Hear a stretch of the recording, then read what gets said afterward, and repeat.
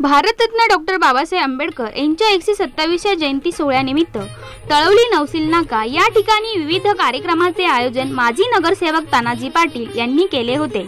या कार्यक्रमास प्रमुख अतिथी म्हणून युवा कोळी महासंघाचे अध्यक्ष चैतन पाटील, राजहंस टपके, सचिन ठाणेकर, समाजसेवक जयवंत पाटील, महेंद्र पाटील, नवनाथ पाटील यांच्यासह अनेक पदाधिकारी व महिला मान्यवर उपस्थित होत्या।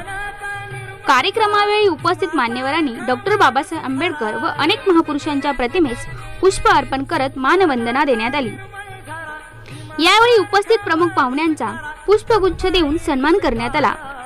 तसेच यावेळी सामाजिक बांधिलकी जपणारे माजी नगरसेवक तानाजी पाटील व युवा कोळी महासंघाचे अध्यक्ष चैतन पाटील यांच्या शुभ हस्ते ज्येष्ठ नागरिकांचा सन्मान करण्यात आला।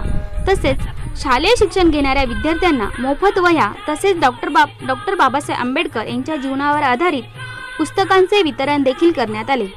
तसेच ठाणे बेलापूर मार्गादरम्यान याचप्रमाणे अपघात होणाऱ्या व्यक्तींसाठी व नवसील नाका आणि परिसरातील रुग्णांसाठी मोफत रुग्णवाहिका लोकार्पण श्रीफळ वाढून करण्यात आले।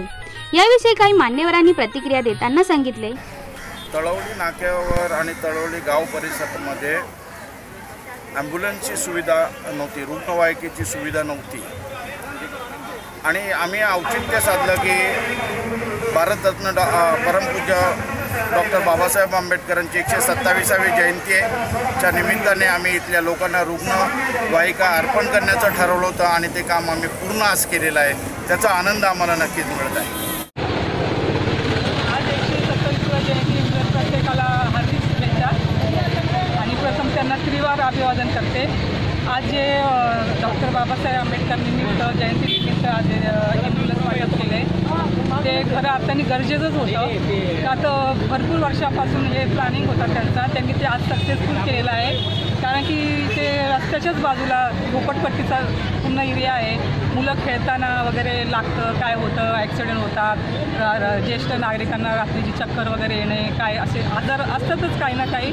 त्यासाठी जी ॲम्ब्युलन्स आवश्यक केलेली आहे ती मला आज खऱ्या अर्थाने जयंती साजरी झाल्यासारखी वाटते।